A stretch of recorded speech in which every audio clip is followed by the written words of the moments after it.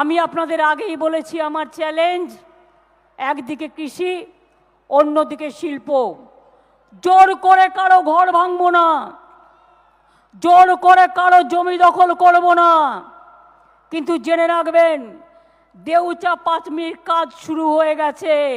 1 লক্ষ ছেলে মেয়ের চাকরি ওখানে হবে। যারা ট্রাইবেল ছেলে মেয়েরাও আছে তারা আনন্দের সাথে জীবনযাপন করবেন। তাজপুর পোর্ট হচ্ছে, আরো 12,000 কোটি টাকা ইনভেস্ট। সিলিকন ভ্যালি হচ্ছে, 50,000 আইটি জানা ছেলে মেয়ের ওখানে চাকরি হবে।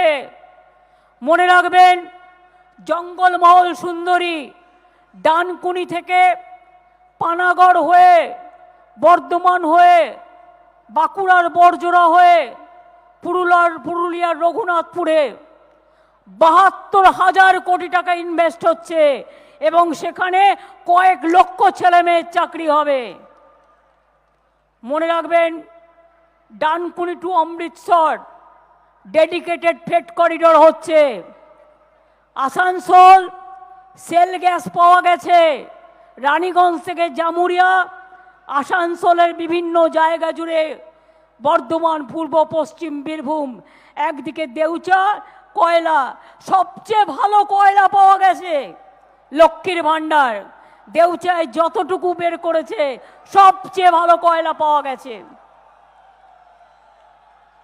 আগামী 100 বছর এই দেউচা হয়ে গেলে বিদ্যুতের অভাব বাংলায় আর হবে না, বরঞ্চ বিদ্যুতের দাম কমে যাবে, আমরা বিদ্যুৎ বিক্রি করতে পারবো।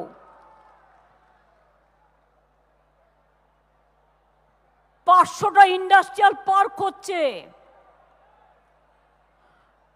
যত লেদার ইন্ডাস্ট্রি আছে সারা ভারতবর্ষে সব বাংলায় চলে এসছে।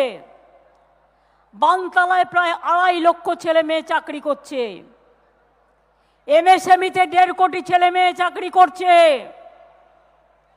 আমাদের টিচারিতেও কোর্টে কেস চলছে, তাই তা নাহলে 17,000 পোস্ট এখনো রেডি আছে, যে পোস্টগুলো ভর্তি করবার জন্য ডিপার্টমেন্টও রেডি আছে।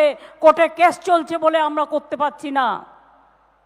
আমরা চাই চাকরি হোক, আর বিজেপি চাই চাকরি যাক।